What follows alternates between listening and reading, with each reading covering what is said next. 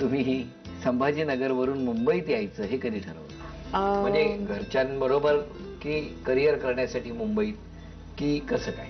नाही, मी आले तेव्हा मी एकटीच आले. अरे हो. आणि मग आल्यावर कुठे मुक्काम वगैरे काय हा विचारच केला नाही? नाही, ऍक्च्युली ना खरंच म्हणजे मी जेव्हा औरंगाबादमध्ये होते ना तेव्हा मी हा विचार केला नाही की काय करायचं असतं मुंबईत जाऊन.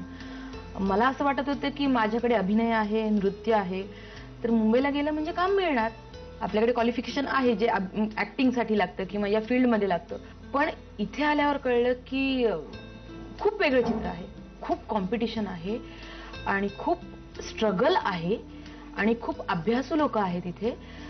तर आपल्याला सगळ्यात आधी स्वतःला पॉलिश करायला हवं आणि मग त्यानुसार आयुष्यात स्ट्रगल सुरू झालं. म्हणजे लिटरली मी 6-7 वर्ष पेइंग गेस्ट म्हणून राहायचे दादरमध्ये.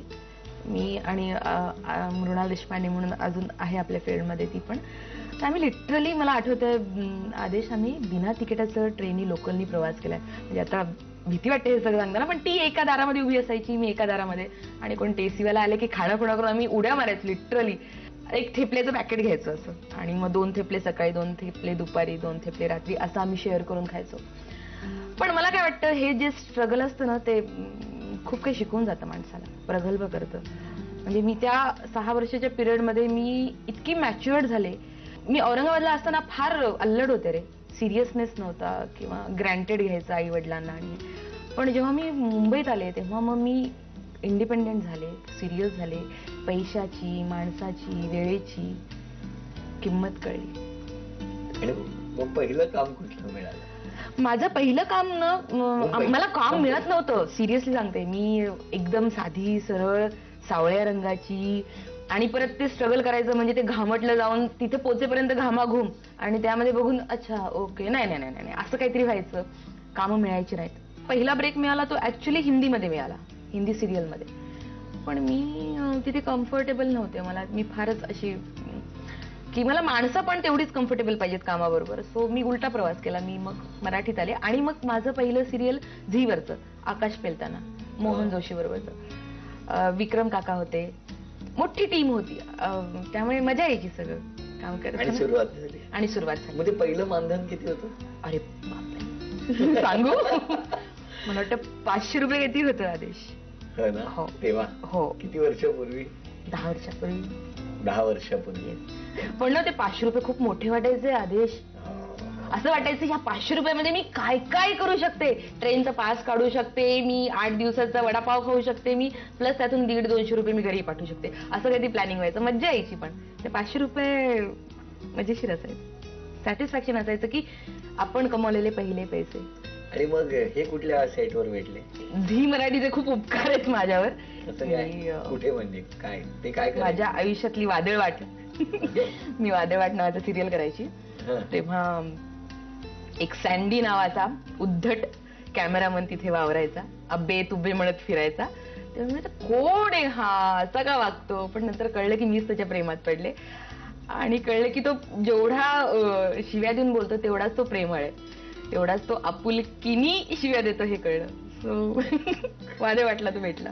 वादळ वाट सुरू झाली आणि हा जो प्रवास सुरू झाला त्या वाटेवरून, त्याच्यात आता यानंतर नायकाची एंट्री होणार आहे. पण कॅमेरा मागून कायम आमचे चेहरे हेरणारी ही सगळी मंडळी कॅमेरा समोर येताना जरा थरथरतात. बोलवायलाच पाहिजे. बोलवा. दीप. सँडी.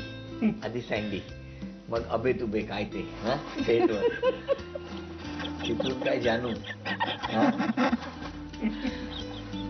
आणि आता अरे दीप. अरे दीप. हा प्रवास कसा होता? खूपच छान होता. खूपच छान. खरं खरं खरं बोलायचं. खरंच खरंच खूप छान. बरं, मला एक महत्वाचा प्रश्न विचारायचा की वादळ वाटच्या वेळेला जो स्वप्न होता तो पुढे बदलला की तसाच आहे सेटवर? नाही, बदलला, बराचसा बदलला. बराचसा बदलला. बराचसा बदलला. पण हे कधी असं जमलं किंवा असं कधी वाटलं की वादळवाटच्या वेळी, म्हणजे वादळवाटच्या सेटवर पुन्हा एकाच नायिकेवरती कमी चिडतोय हा माणूस, हे कधी लक्षात आलं? हे नायिकेच्या लक्षात आलं, माझ्या लक्षात आलं. अच्छा, माझ्या लक्षात आलंय. नाही, ऍक्च्युली यांनी काड्या केल्या होत्या, मिस कॉल देऊन छळत होता हो तिथे, आणि मग नंतर ते छळता छळता त्याला लक्षात आलं की मत पडलाय. क्या बात आहे. पण मग कधी कोणी केव्हा कसं प्रपोज केलं? नाही, मीच केला प्रपोज, मीच केला हो ना. वादावादच्याच वेळी. हो.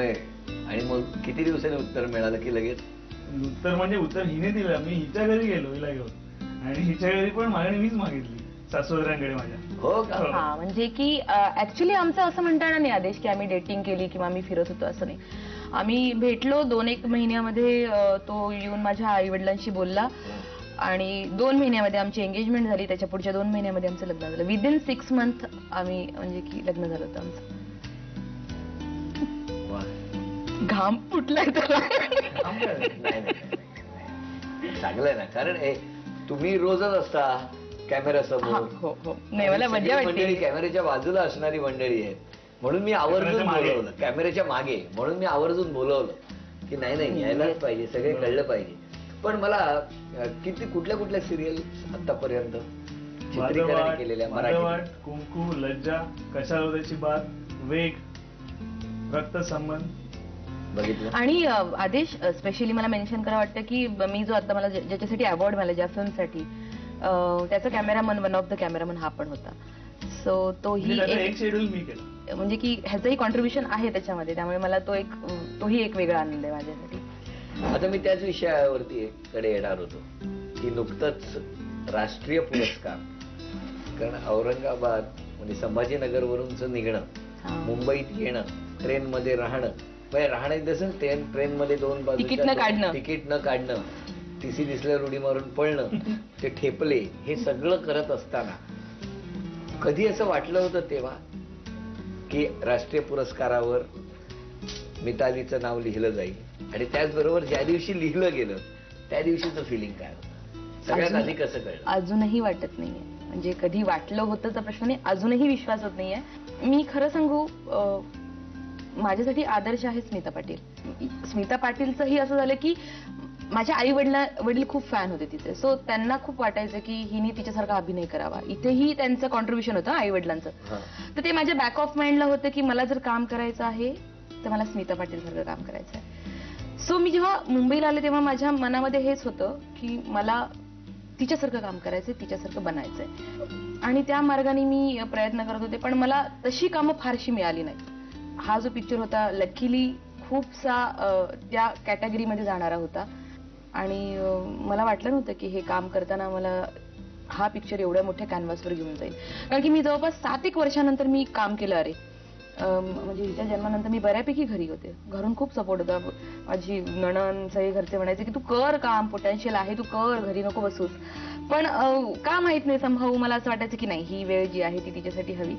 आणि हे 7 वर्षानंतर मी ही फिल्म केली, तर मे बी ते सगळं काय म्हणता येईल, कामाचं जे एक असं तुंबलं गेलं होतं ना आत, तर ते असं बाहेर आलं. आणि खूप प्रामाणिकपणे काम केलं आणि मन ओतून काम केलं, त्यामुळे मे बी तो रिझल्ट इतका सुंदर आला. पण अजूनही मला विश्वास वाटत नाही की राष्ट्रीय पारितोषिक मला मिळालंय आणि ते आम्ही सगळ्यांनी बघितलेलं आहे. मग हा जो काही अवॉर्ड मिळाला तो यापूर्वी स्मिता पाटील यांनाच मिळाला होता? हो. कधी मिळाला होता? साधारण 1900 नाही, 78 ला मिळाला होता आणि 81 ला मिळाला होता. चक्र आणि आय थिंक भूमिका. आणि त्यानंतर हो, मला असं म्हणताना खूप अभिमान वाटतो की त्यानंतर 2010चं जे नॅशनल अवॉर्ड आहे ते, आता तो हिंदीसाठी होता, हा मराठीसाठी आहे. हा म्हणजे हे पहिल्यांदा असं झालंय आदेश की 58 वर्षामध्ये मराठी चित्रपटातल्या अभिनेत्रीला अवॉर्ड मिळाले. म्हणजे खूप अभिमान मला वाटतो. पण समहाऊ मला असंही फील होतं की खूप दुर्दैवाची गोष्ट आहे ही की आपल्याकडे इतक्या टॅलेंटेड, इतक्या चांगल्या अभिनय, इतक्या अभ्यासू अभिनेत्री होऊन गेल्या आहेत, पण नशिबाचा भाग म्हणता येईल किंवा काय म्हणता येईल की अजून का नाही आपल्याला मिळालं. पण आय एम व्हेरी हॅपी की मी त्या काय म्हणता येईल त्यांचे जे कष्ट होते ते माझं हे अवॉर्ड जे आहे ते मला असं वाटतं की मी त्या सगळ्या अभिनेत्रींना डेडिकेट करते. म्हणजे अगदी दुर्गा खोटे पासून सुद्धा आतापर्यंतच्या आपल्या टॅलेंटेड नीना कुलकर्णी असो, रीमाताई असो, वंदनाताई असो किंवा नवीन नवीन मुली ज्या येत आहेत त्या असो, त्या सगळ्यांचा अवॉर्ड हे आहे असं मला वाटतं. किती छान, वा वा. कारण की अरे मी या सगळ्यांकडून शिकत आले, मी त्यांच्यावर काम करत असताना मी त्यांना बघत आले आणि खूप काही करावं असं वाटतं ह्या सगळ्यांकडे बघून, खूप ऍक्टिव्ह वाटतात या सगळ्या. तर हे सगळे माझ्यासाठी आदर्शच आहेत. सो ऑफकोर्स हे त्यांच्यासाठी अवॉर्ड आहे. किती छान, किती छान. म्हणजे मला असं वाटतं की इथे संस्कार कधी कधी दिसतात आपल्या महाराष्ट्राचे.